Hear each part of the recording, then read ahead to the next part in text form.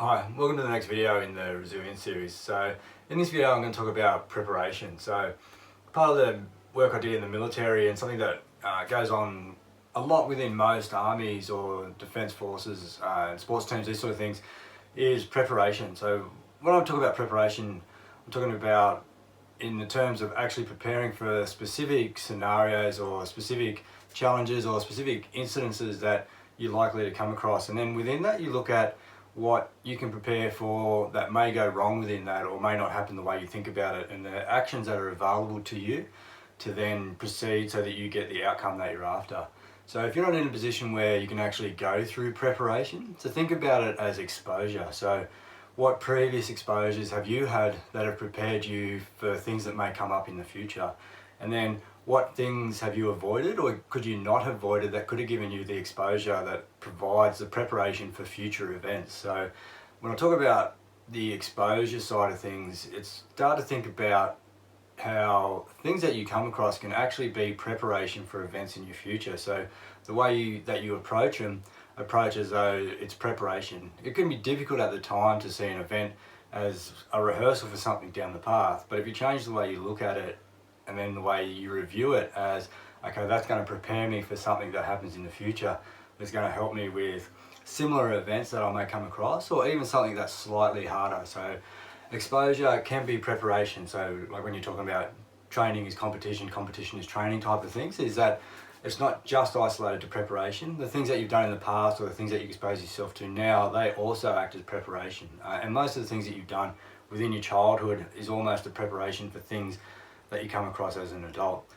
So as talking about in a military context or how I used to do things when I was in the army, so on combat operations, so we did a huge amount of preparation so that when we got to combat, so when we got to these scenarios, we were able to identify what the situation was and we had a course of action to overcome what was in front of us. So as it was, because we were operating in foreign countries, so the people that we were operating against often had the upper hand. So they were usually set up in an area where they chose.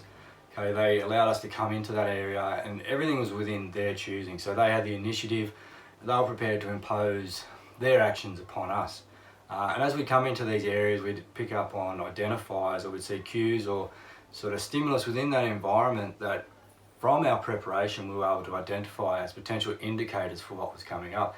And as we go towards these areas where they were set up, as you could realise, it's understandable that your fear starts to go right through the roof, because you're going into an area where potentially you could get shot, or even worse, it could be a fatal injury to your side.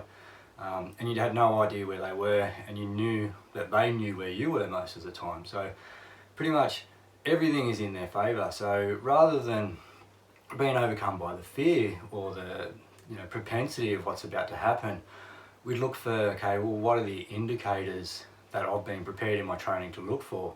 And then it's for both to try and determine what happens and what actions are available to you. So you'd be looking around your environment going, okay, if something happens now, based on my preparation, what options are available to me? Where can I go for protection? Who's around me? What are they going to do? These sort of things. So the better your preparation, the better your ability to understand information, look for the task relevant information and respond within these environments where you're at huge adversity or in the middle of a friction point.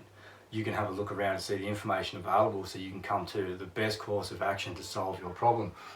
So when you're looking at preparation, you want to look at early exposure. So rather than avoid pressure or avoid these sort of uncomfortable situations during your preparation or as you're sort of moving through your life, the earlier you can develop the tools through your preparation or your exposure to use in the future, the better you're going to be.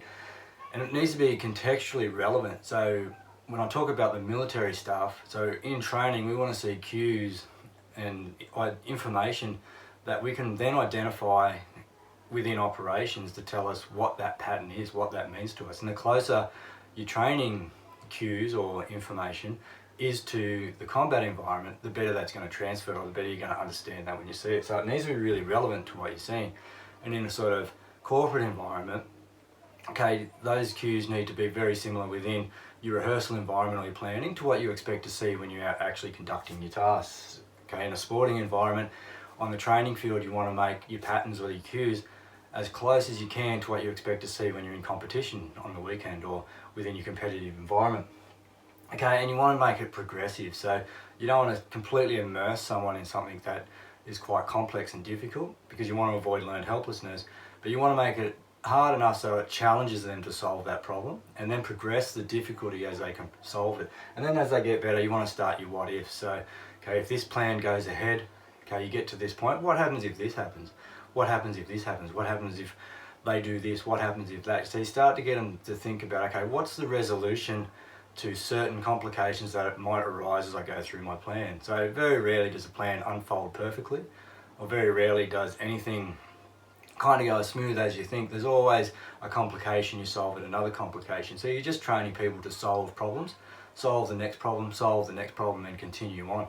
And once they sort of get the ability to solve these problems, it's not really about resilience anymore. It's just about their ability to look for the right information within the environment that's contextually relevant, that gives them the information they need to predict their outcome, come to the best course of action, start to develop that plan, and then move forward in solving that problem. And the more you can do that in training, the more you can train people to actually do that as a habit.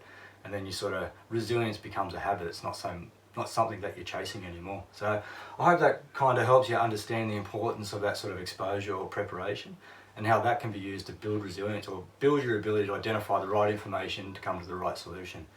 Okay, and as always, I hope that was helpful. If you've got any questions, please feel free to reach out. Otherwise, stay tuned for the next video in this series.